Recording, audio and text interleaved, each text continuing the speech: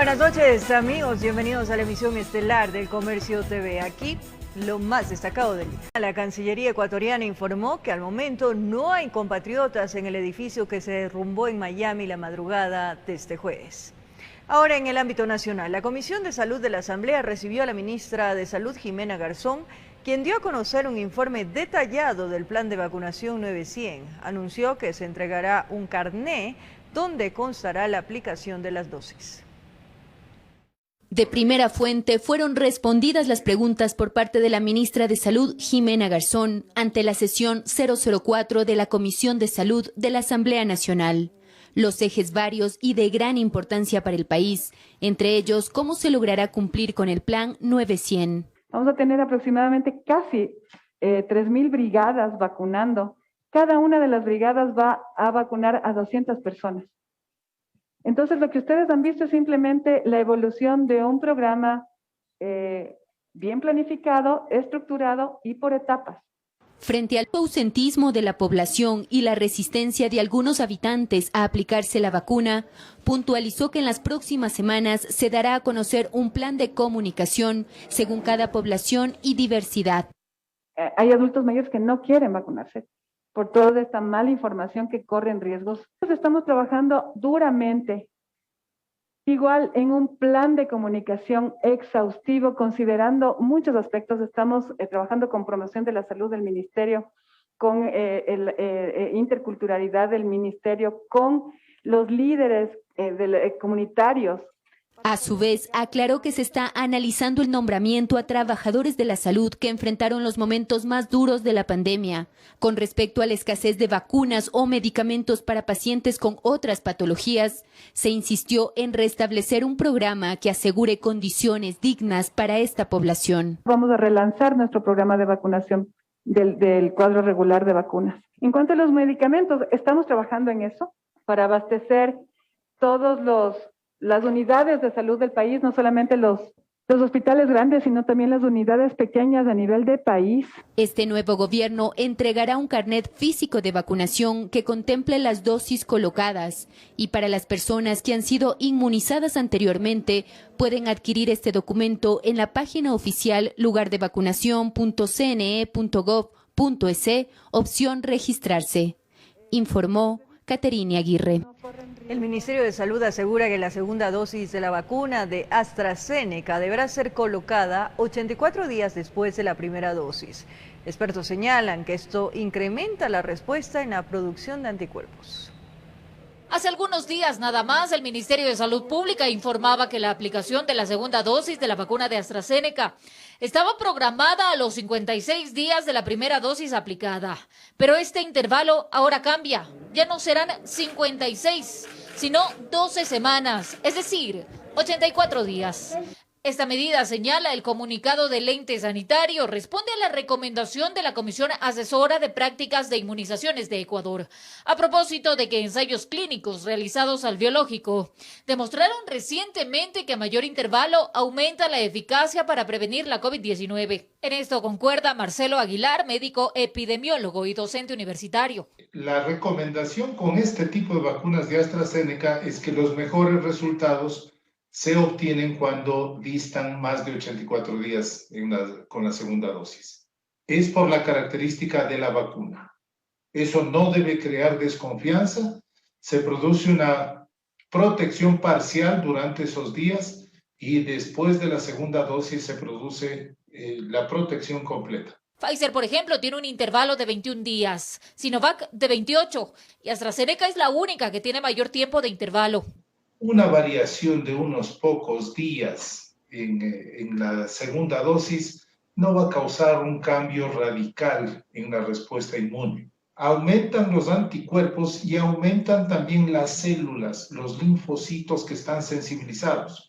La respuesta global es mucho más potente. Ecuador ha recibido de esa farmacéutica 1.370.000 dosis. El llamado correspondiente se hace a la ciudadanía que acuda a los centros de vacunación para ser inmunizados. Informó Marilyn Caramillo.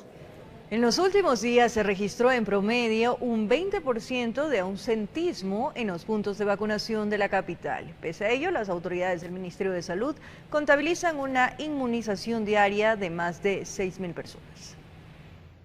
En Quito este jueves los exteriores de varios puntos de vacunación lucieron así. Las largas filas de personas que en días pasados bordeaban manzanas desaparecieron. Muchos de los ciudadanos que llegaron antes de las 6 de la mañana dispuestos a esperar estaban asombrados. Sí, en realidad creo que hay unas 10 personas nada más. Poder estar más tranquilos. Es una cosa tan agradable y hago una llamada a todas las personas que por favor acudamos a los puntos de vacunación. En el Colegio Municipal Sebastián de Benalcázar, las puertas se abrieron antes de las 8 de la mañana. Allí quienes fueron vacunados destacaron lo rápido que fue el proceso. Muy bien organizado, no hubo demora, prácticamente unos 20 minutos desde el ingreso al local del Colegio Benalcázar. En los vacunatorios, el número de personas que ingresan por grupos dependerá de la marca de la vacuna que reciban. La vacuna de Pfizer es una vacuna multidosis y es para 6 personas. Entonces, nosotros esperamos que estén las 6 personas para abrir el vial y poder inocular a esas 6 personas. Lo mismo pasa con AstraZeneca, es una vacuna de multidosis para 10 dosis. Sinovac están viniendo de 2 dosis o puede ser de 1 dosis. La agilidad del proceso para las autoridades del Ministerio de Salud se debe a la fusión de los puntos de vacunación. En el Bicentenario está entre 2.500 y 3.000 personas, en Calderón 1.500 también, en Salesiana están alrededor de 1.000 personas, entonces más o menos se estima que a nivel del sector norte vacunemos entre 5.000 y 6.000 personas al día. Sin embargo, les preocupa el ausentismo que durante los últimos días ha sido constante. Bueno, en los puntos de lo que hemos estado viendo, todavía hay un ausentismo de 20%. Los representantes gubernamentales esperan que la población no desista y acuda a estos centros para precautelar la vida y dinamizar la economía de nuestro país, informó Sofía Vintimilla. Integrantes de varias comunidades indígenas se aglomeraron para la tradicional toma de la plaza en Cotacachi. Esto como parte de los festejos del Inti Raymi, omitiendo así las restricciones impuestas por el semáforo rojo en dicho cantón.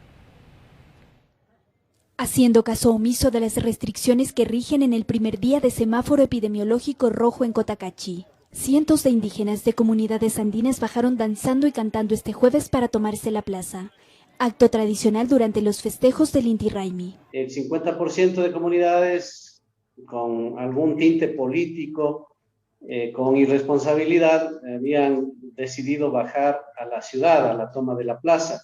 Muchos sin mascarilla y con nulo distanciamiento social. Se desplazaron alrededor de la plaza, la cual se encontraba cercada, hasta que, para evitar enfrentamientos, la policía les permitió el ingreso. Por el numérico y por evitar enfrentamientos y hacer uso de elementos no letales y de gas lacrimógeno, no pudimos contener. Sin embargo, debido al presunto estado de embriaguez en el cual se encontraban algunas personas, se registraron roces entre integrantes de diferentes comunidades. En el fin de semana ya tuvimos que lamentar una persona fallecida en una de las comunidades rurales. Hay algunas imágenes de enfrentamientos y peleas entre los mismos comuneros.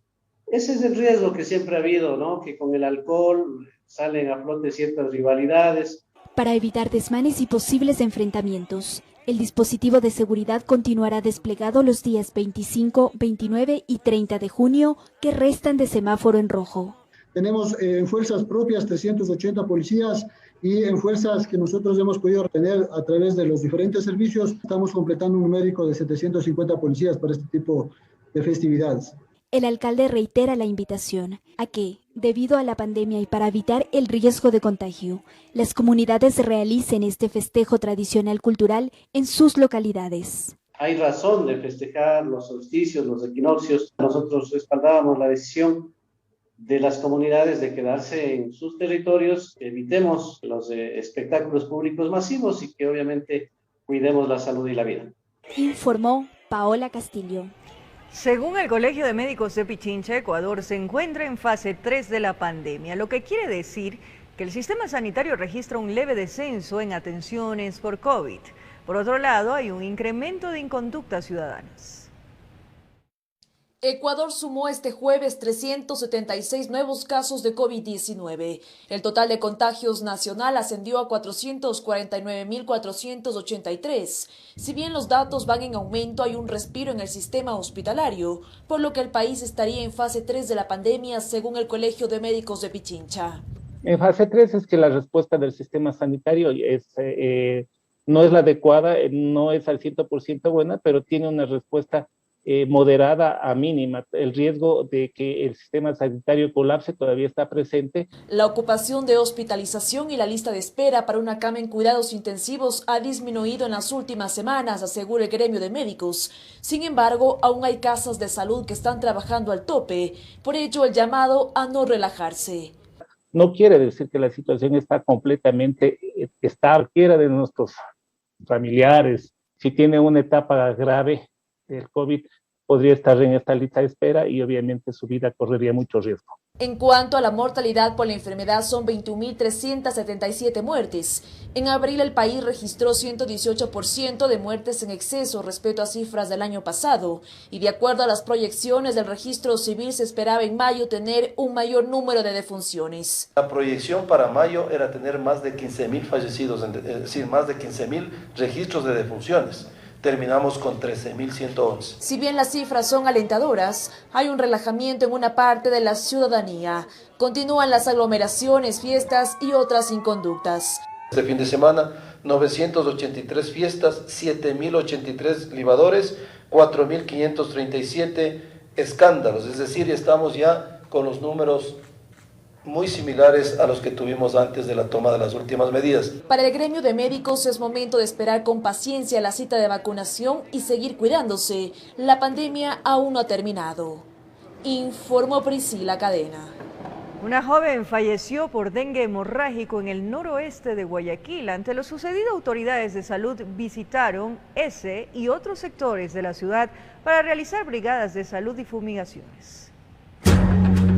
5 hermanos se contagiaron de dengue en el sector de Florida Norte, en Guayaquil. Ellos no son los únicos menores que se han visto afectados por el virus debido a la masiva presencia de mosquitos. Mis 5 hijos con dengue aquí. Mis hijos estuvieron enfermos, están pasando por recién la enfermedad. ¿Cuántos días permanecieron en el hospital? 15 días. Es por el mosquito que hay bastante dengue, aquí muchos niños se han enfermado. La Dirección de Salud del municipio realizó una intervención en el sitio y constató la posible causa del problema. ¿Qué novedades suelen encontrarse durante este tipo de trabajo?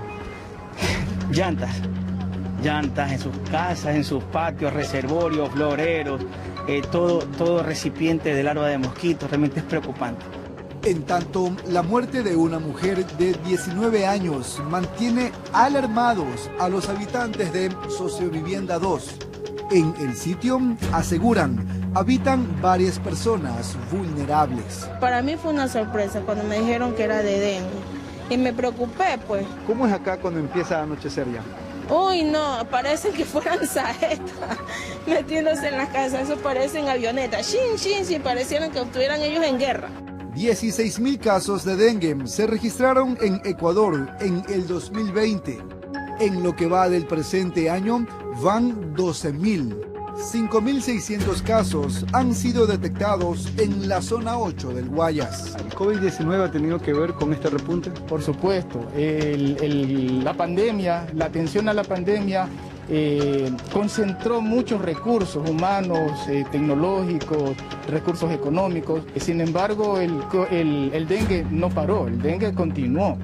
Los sectores más afectados por el virus son, entre otros, Durán, El Suburbio, Las Acacias, Fertiza y Sociovivienda, informó Jorge Salazar.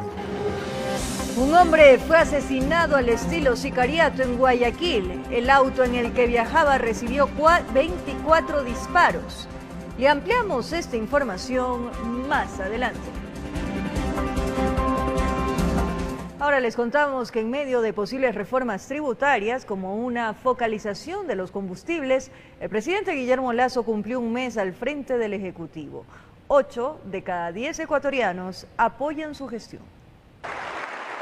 Guillermo Lasso cumplió un mes de haber asumido funciones y le cogió sin estar en el país por cuestiones de su salud. Efectuando una radiografía de la gestión, el politólogo César Ulloa tiene la certeza que el jefe de Estado está en su mejor momento. Yo me atrevería a decir que Guillermo Lasso atraviesa una luna de miel, una altísima aceptación 7 y entre 8 de cada 10 ecuatorianos y ecuatorianas aceptan la gestión del presidente. Esto desde la transición de la democracia no había sucedido. A esto acuta que Lasso tuvo la habilidad para conformar una asamblea en el sentido que la designación de sus autoridades sea afín al proyecto político, por lo menos en los primeros meses. La conformación del gabinete no generó ruido, es decir, se nombraron ministros y ministras que de alguna manera tienen una aceptación por su trayectoria, por su experticia. Y lo cuarto, que la diplomacia de la vacuna funciona. Habría que más bien analizar por qué el nivel de ausentismo, pero eso es otra cosa distinta a la gestión que hace el presidente. Mes de oxigenación donde nació el Código de Ética. Sin embargo, a la vuelta de la esquina, le estaría esperando temas álgidos como reforma tributaria, laboral y posible focalización de los combustibles. Pero que todavía no se puede evaluar su capacidad de mediación política porque todavía no manda ningún paquete que tenga que ver con los temas graves. Es decir, en ese momento se sabrá cuál es el margen de maniobra que tiene o no tiene el gobierno. Poco tiempo que también lo sustenta Ramiro Crespo, experto económico. Sin embargo, ha habido síntomas muy positivos. Desde la elección hubo una reducción bastante importante del riesgo país. Las exportaciones mineras siguen altas, continúan. El precio del petróleo ha subido, eso le da un respiro fiscal. Se continúa con las conversaciones con el Fondo Monetario Internacional. Dando ideas al gobierno nacional. Si hay focalización, no sea en el precio de la gasolina, no sea en el precio del gas, ni del diésel, sino concretamente en efectivo, compensando a los que realmente necesitan. Informó Héctor Romero. Maestros representantes de la Unión Nacional de Educadores, UNE, se encadenaron en los exteriores de la Corte Constitucional en defensa de la Ley Orgánica de Educación Intercultural, aprobada en el gobierno anterior. El organismo deberá resolver el próximo 28 de junio 2 demandas de inconstitucionalidad. Como un acto simbólico y en defensa de la Ley Orgánica de Educación Intercultural, varios maestros y dirigentes de la Unión Nacional de Educadores UNE se encadenaron en los exteriores de la Corte Constitucional. Esa LOI defiende esos intereses que realmente necesitan ser escuchados y queremos que esa Corte haga justicia. Precisamente la Corte deberá resolver 2 demandas de inconstitucionalidad contra la norma, una presentada por el IES y la otra por un jurista. En el primer caso, el argumento es que la ley afectaría la sustentabilidad financiera de la institución y en el segundo que no existe fuente de financiamiento para las reformas aprobadas, lo que rechazan los docentes. El presupuesto para estas reformas está garantizado, lo garantiza la Constitución de la República. Los nudos críticos de la norma se originan en las reformas, que contemplan el incremento del salario básico de los docentes a $1,000 y la jubilación sin límite de edad si los profesores cumplen 300 aportaciones al IES. Para el presidente del Colegio de Economistas, Santiago García, no se hicieron los estudios respectivos. No hay en este momento los recursos disponibles y más la falta de estudios que nos muestren con claridad los impactos presupuestarios. El uno dice 2.000 millones, otro dice 3.000, el otro habla de 800 millones. La verdad es que como se aprobó la ley, pues deja mucho que desear. Una de las salidas, dice García, es que el incremento de los salarios sea de manera gradual y que la Asamblea vuelva a revisar la ley. Se puede ir llegando a los $1,000 en función de la disponibilidad de recursos. No olvidemos, el país, la crisis del 2020 ha sido terrible. El próximo 28 de junio, la Corte Constitucional deberá resolver las demandas contra la ley. Por el momento está suspendida de manera temporal su vigencia. Informó Priscila Cadena. El titular de la Agencia Nacional de Tránsito denunciará en Fiscalía actos de corrupción que se registran al interior de la institución. Según dijo, personas inescrupulosas han venido atacando el sistema de matriculación de la ANT. De manera premeditada, el sistema AXIS de la Agencia Nacional de Tránsito se ha visto vulnerado en distintas ocasiones. Bajo esta situación se pueden modificar una serie de procesos para beneficiar o perjudicar a terceros. Como el hecho de subirle los puntos a una persona en la licencia, de trasladarle las multas o eliminarle las multas, trasladar sus multas hacia ciudadanos extranjeros, hacia ciudadanos fallecidos y un sinnúmero de ataques que se dan. Estas acciones son las que precisamente el titular de la Agencia Nacional de Tránsito, Adrián Castro, denunciará de manera formal ante la Fiscalía General del Estado. Al menos durante este jueves ya coordinó la intención con los funcionarios de esa dependencia de justicia.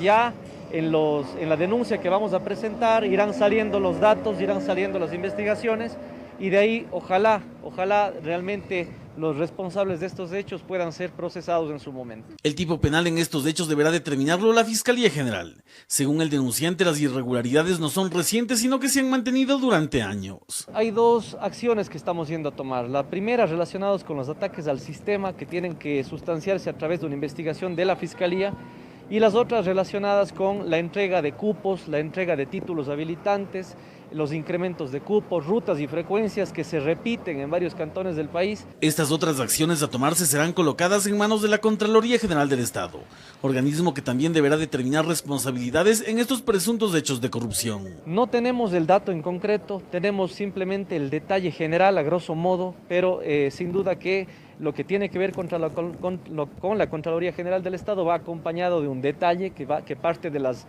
direcciones técnicas de la Agencia Nacional de Tránsito. Bajo el mismo argumento, la Comisión de Tránsito del Ecuador pidió días atrás a la Agencia Nacional de Tránsito restringirles la potestad para emitir licencias, pues consideran que este trámite es un foco crítico de corrupción. Informó Javier Rosero. Gracias por seguir en nuestra sintonía. Esta es la emisión estelar del Comercio TV y como la anunciamos, un ciudadano fue asesinado al estilo sicariato cuando circulaba en su vehículo en el sur de Guayaquil. La camioneta en la que viajaba recibió 24 disparos.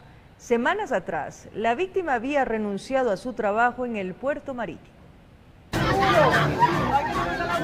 Faltaban 10 minutos para las 15 horas y testigos, entre ellos comerciantes, peatones y demás ciudadanos, sacaron sus teléfonos celulares y captaron los momentos de desesperación de una joven dentro de esa camioneta y junto a ella y en el volante su pareja, que estaba agonizando. Personal de la Policía Nacional y de la ADM evitaron que curiosos se acercaran a tocar el vehículo. Se trataba de un nuevo hecho violento en intersección de la avenida 25 de Julio con la calle Ernesto Albán, donde en el vidrio y puerta del conductor se constataba el ingreso de los proyectiles. Paramédicos llegaron al sitio pero no pudieron hacer nada. Las heridas habían acabado con la vida de Pedro Armando Mosquera Zúñiga, de 34 años. El jefe del Distrito Sur explica cómo ocurrió este asesinato en tan solo una cuadra. Se toma contacto en la gasolinera que está contigua aquí a esta avenida. Entregan un objeto y luego se dan la vuelta a la gasolinera atrás de aquí del local, de este local comercial, y se producen las detonaciones frente a donde nosotros nos encontramos en este momento. Es decir que todo inicia aquí. Los dos vehículos dan la vuelta a la cuadra y regresan a la avenida Ernesto Albán.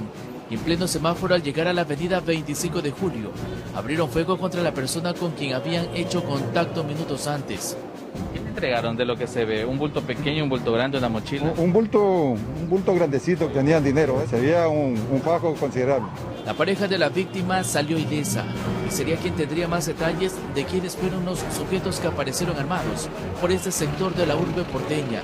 Pudimos entrevistarnos con uno de los familiares y refieren de que hace 3 semanas había sido amenazado el ciudadano hoy fallecido y que en virtud de ello había renunciado a su trabajo. ¿A qué se dedicaba el señor? Él trabajaba en una de las empresas dentro del puerto. Lo único que se identifica o se distingue en el tatuaje es una cara de un lobo. Un policía que estaba brindando seguridad en esta esquina escuchó los disparos y poco pudo hacer para capturar a las personas peligrosas. Estando aquí el carro móvil, en la gasolinera que sale policía, aquí mismo cogen, lo matan al señor. Tenemos los policías que están acá en la esquina segura, lamentablemente estaban a pie y eso les impidió reaccionar lo más rápido e inmediatamente posible. El trabajo fue arduo para elementos de criminalística. En la calzada encontraron 24 casquillos, informó Charlie Pizarro. El cuerpo de un adolescente de 16 años de edad apareció en medio de un bosque en el cantón Mocha, provincia de Tungurahua. Se trataría de un caso de femicidio. La menor fue asesinada a martillazos, pues tenía la cabeza totalmente destrozada. Un habitante del sector de Puyuco del cantón Mocha que caminaba por la zona se percató de manchas de sangre en la vía de tercer orden, siguió el rastro y llegó hasta el bosque de eucaliptos. En medio de los árboles encontró el cuerpo de una mujer que hasta entonces no se sabía de quién se trataba ni la edad. Recuperando fuerzas salió a pedir auxilio. Era la primera vez que en la zona se dibujaba semejante cuadro. El cuerpo se encontró aproximadamente a unos 7 metros de una vía de tercer orden en un bosque de eucalipto. Los primeros en llegar fueron policías del servicio preventivo, más tarde unidades especiales de la DINASED y criminalística.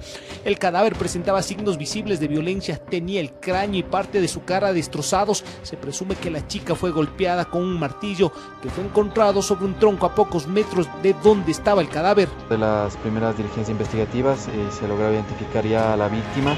La adolescente de 16 años de edad fue reconocida por sus familiares, quienes indicaron a los agentes investigadores que tenía algunas horas de no reportarse, pero nunca se imaginaron que Pamela sería una nueva víctima de femicidio. Su cuerpo abandonado en un bosque presentaba rigidez cadavérica. Que tenía una pareja sentimental con la que salía a verse de vez en cuando a escondidas.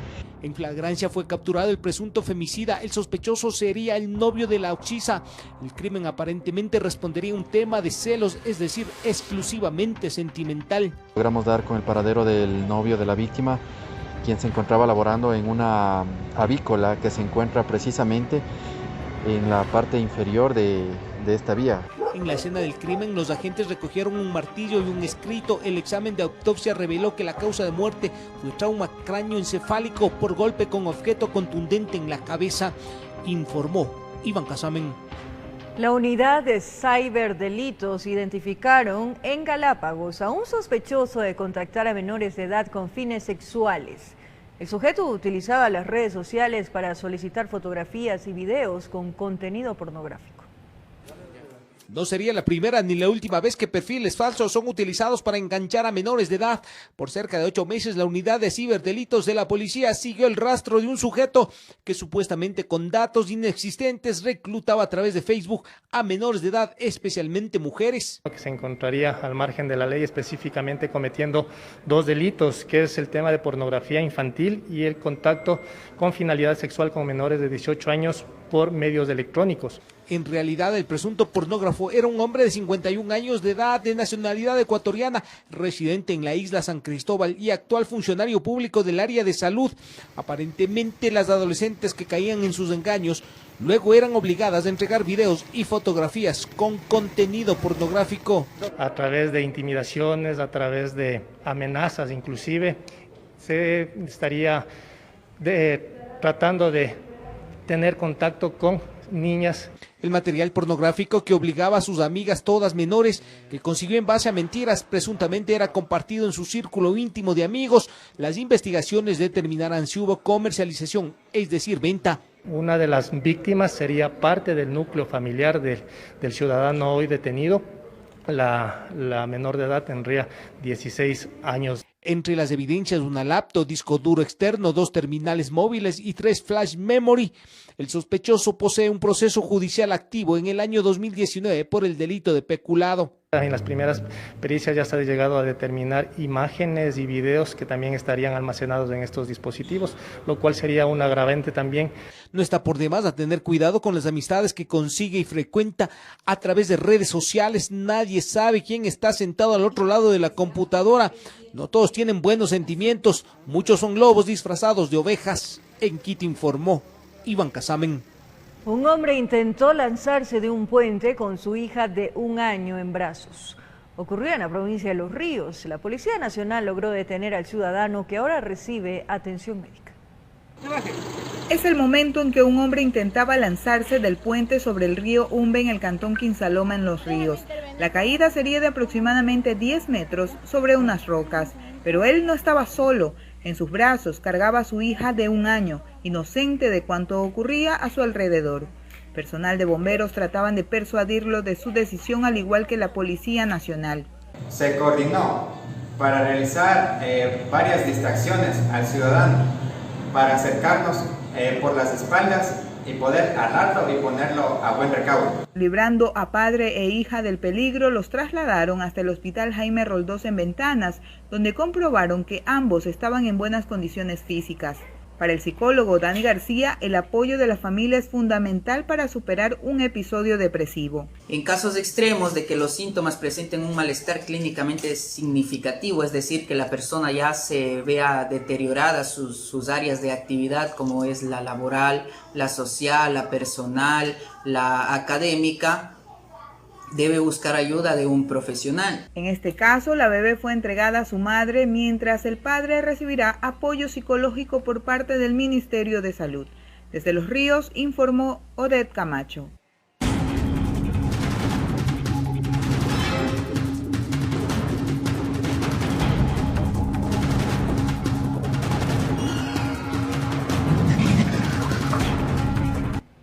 ...24 unidades de policía comunitaria de la ciudad de Quito permanecen cerradas desde hace varios meses.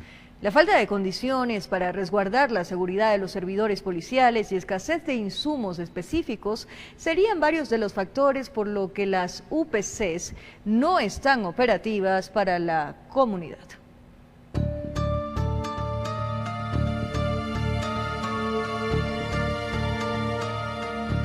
Cuando uno se necesita realmente urgente una necesidad, no hay quien la ayude.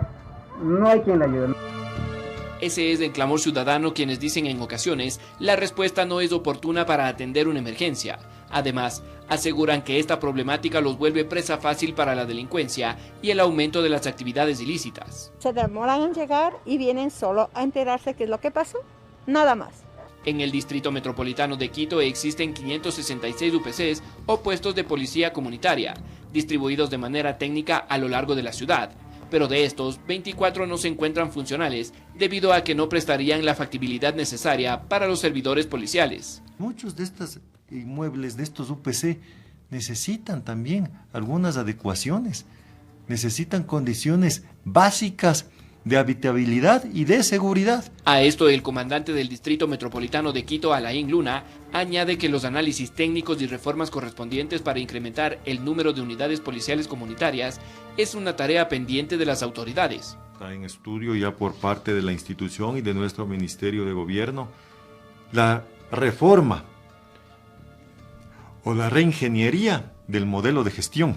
Señala que la responsabilidad de velar por la seguridad de la capital es de manera compartida entre el Ministerio del Interior, Policía Nacional y Municipio, tanto en lo logístico como presupuestario. Es parte también de corresponsabilidad, no solo del Estado, no solo del Ministerio de Gobierno, el dar las condiciones óptimas en inmueble, en infraestructura, en equipo logístico al personal que presta servicio. Yo entiendo que Quito, al igual que muchas ciudades, cuenta con una tasa de seguridad. Tasa que, a decir del comandante del Distrito Metropolitano, no se ha viabilizado los suficientes aportes para desarrollar una infraestructura e insumos esenciales para las labores de vigilancia de los gendarmes. Pero hay UPCs que fueron edificados, construidos por el municipio y que legalmente deben ser mantenidos en sus condiciones básicas por el municipio. No es responsabilidad de todos los UPC del Ministerio de Gobierno. Información que nos mantenemos a la espera sobre el presupuesto que se ha brindado desde el municipio a la Policía Nacional. El general Luna enfatiza que aún con todas estas dificultades, los uniformados han redoblado esfuerzos para cumplir sus labores. Que hemos ampliado la área de cobertura y establecer lo que llamamos puntos seguros. Concluye diciendo que la Policía Nacional también trabaja en conjunto con la comunidad en acciones de prevención de violencia intrafamiliar y de género, evitar el consumo y expendio de drogas en la juventud y demás acciones que sus más de 4.600 hombres y mujeres del orden trabajan día a día para garantizar la seguridad de la ciudadanía. Informó Mauricio Sánchez. Inundaciones y propiedades afectadas dejó la fuerte granizada que cayó al sur de Quito durante la tarde de este jueves. Según los bomberos, varios techos de edificaciones colapsaron. La granizada que cayó en al menos 9 barrios del sur de Quito no fue ni de 1, 2 o 3 minutos. Las personas aseguran que durante media hora el granizo no dejaba de golpear techos y ventanas. No nos esperábamos, la verdad, sí, muy fuerte. Algunas casas sé que se afectaron un poco con los techos. ¿Cuánto tiempo llovió? Como una media hora. ¿Sin parar? Sin parar, sí. El fenómeno climático de lluvia y granizo también fue captado por las cámaras del ECU 911. De otra parte, los bomberos registraron la caída de gran parte de una estructura metálica de un restaurante que se dio por el peso del hielo. Ahí 2 personas sufrieron policontusiones. La Cruz Roja, la ambulancia, pasó para arriba. ¿Qué habrá pasado? Tal vez hubo algún desagüe que se destapó, porque acá aquí en esta calle era una quebrada, tal vez de ahí pasó algo. Y tal vez sí, pasó algo, porque en el barrio Paraíso, ingreso a San Cristóbal, el río Machángara se desbordó, afectando a 12 familias. Personal de la EMAPS llegó para evaluar los hechos. Más una vez culminó la situación, los vecinos empezaron a salir. Unos limpiaban las veredas, otros los techos y más de uno aprovechó para hacer muñequitos de nieve. Bueno, mejor dicho, de granizo. Durísimo, durísimo fue. Toda esa parte que está ahí, la vereda, todo se tapó, toda esta calle, todo así como ve. Fue fuerte el granizado. ¿Sí? ¿Y el frío? El frío terrible, por eso estoy abrigadito. Descargado el cielo, las calles terminaron blancas y según se derretía el hielo, el agua ocupó la calzada. Y hasta ese sector, Caupicho, al sur de Quito, incluso llegaron hasta los bomberos para destapar una serie de sumideros que se vieron afectados hasta con 25 centímetros de granizo. Frente a todo lo sucedido, para muchos fue un espectáculo observar el paisaje que dejó la granizada. Incluso las gallinas estuvieron felices, pues al parecer miraban a los granizos como una especie de manjar parecido a canguiles congelados. Informó Javier Rosero. Se nos acabó el tiempo, amigos televidentes. Es momento de descansar. Gracias por acompañarnos, por su sintonía y cariño. Un abrazo grande.